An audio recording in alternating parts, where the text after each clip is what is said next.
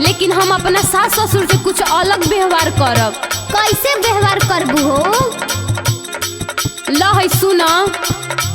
प्यार करी है सासू जीता पौआ हम पूज दे। प्यार करी है सासू जीता पौआ हम पूज दे। प्यार करी है सासू जीता पौआ हम पूज दे। ढेर गजन करी है तो मंगिया हम कूच दे। ढेर गजन करी है तो मंगिया हम कूच दे। ढेर गजन करी है तो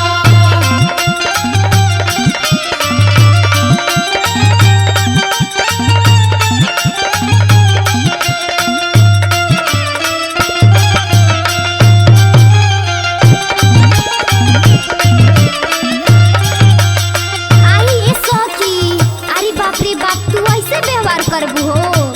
हाँ हो, तू का जानता रू केहू से ना डरब रहम घरवा में शान से। केहू से ना डरब रहम घरवा में शान से। करी जे शिकायत केहू हमरो जे आन से। करी जे शिकायत केहू हमरो जे आन से। केहू से ना डरब रहम घरवा में शान से। करी जे शिकायत केहू हमरो जे आन से। देवरू जे बोली है ज्यादा मुहवा झाऊस दे। सासू गजन करी है तो मंगिया हम कूच दे। सासू गजन करी है तो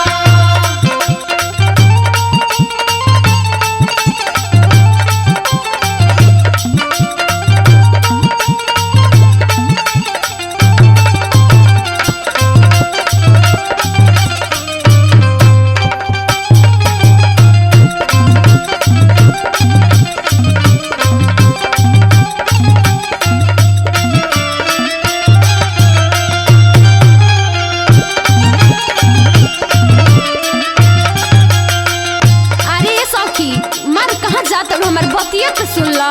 हाँ हाँ सुनावा, तू तो बड़ी खतरनाक बाड़ी हो। हम तो सैया जी के पहले समझाई, समझियन तो ठीक बा ना तो ला सुना। सुनावा। जाते गावनवा सैया जी के समझाई। जाते गावनवा सैया जी के समझाई। आपन हम चलती जाके ससुरा चलाई। आपन हम चलती जाके ससुरा चलाई। जाते गावनवा सैया जी के समझाई। आपन हम चलती जाके ससुरा चलाई। जीगर जितेंद्र काने बात सब टूस दे। सासु गजन करी है तो मंगिया हम कूच दे।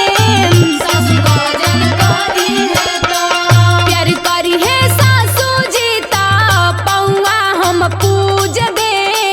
ढेर गजन करी है तो मंगिया हम कूच दे। ढेर गजन करी है तो मंगिया हम कूच दे। ढेर गजन करी है तो ए सखी, हमार तो कर में फूट गइल, हमार मर्द बड़ी सांसत करे ना।